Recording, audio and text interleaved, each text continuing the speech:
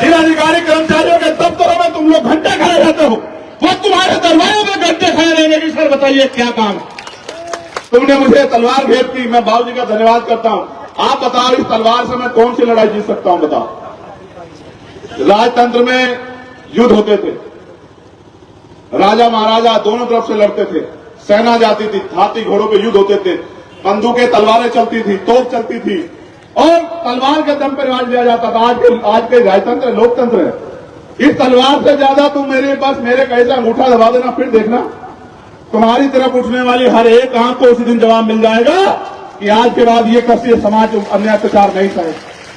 देखो, मैं तुमसे कलम की ताकत मांग रहा हूं, तलवार की ताकत नहीं मांग रहा हूं। एक तरफ ये है, एक तरफ ये। आप तय करो कि मुझे कौन सी ताकत देना चाहते हो। अगर तुमने ये ताकत मुझे दी और इतनी ताकत देने की ये कलम मेरे हाथ से चल जाए तो मैं लिख के देता हूं, विरोधियों के 20-20 एमएलए और हमारा एक एमएलए अगर भारी नहीं पड़ा तब आप मुझे बताना। उनके पास सब कुछ है। अब आप ये तय करो कि आप अपना भविष्य कैसा चाहते हो। मैं अपने बुजुर्गों से कहना चाहता हूं, माओ बहनों से, क्या इस देश में अपने बच्चों का भविष्य गुलामी का चाहते हो या फिर स्वाभिमान सम्मान का चाहते हो? मुझे हाथ उठा के बताओ मेरे लोगों, कैसा भविष्य चाहते हो? जोर से बताओ, कैसा भविष्य चाहते हो?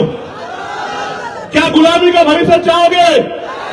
कौन हाथ उठा के बताओ कि अपने बच्चों को गुलामी की तरफ धकेलोगे या फिर अपने बच्चों को आजादी की तरफ लेके जाओगे कि उनको वो बुनियादी सुख सुविधा अधिकार मिले? बताओ क्या चाहते हो? अपने दोनों हाथ उठा के बताओ। स्वाभिमान सम्मान का जीवन चाहते हो नहीं चाहते हो? बताओ।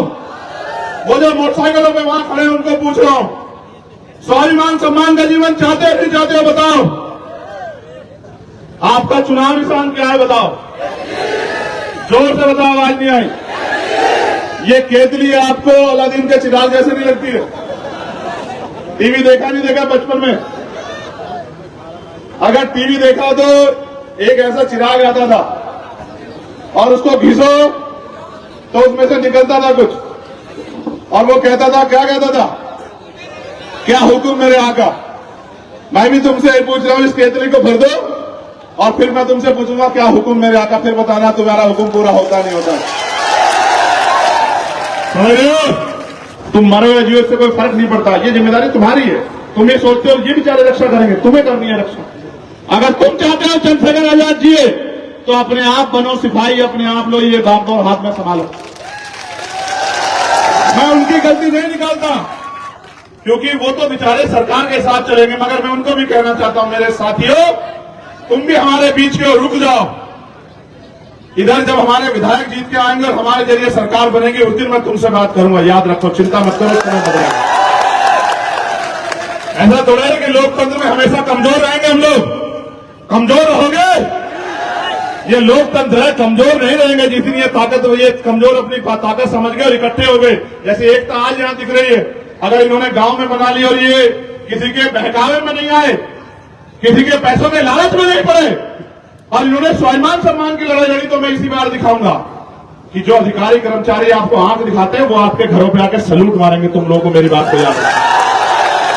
जिन अधिकारी कर्मचारियों के दफ्तरों में तुम लोग घंटे खड़े रहते हो, वो तुम्हारे दरबारों में घंटे खड़े रहने की सर बताइए क्या काम है?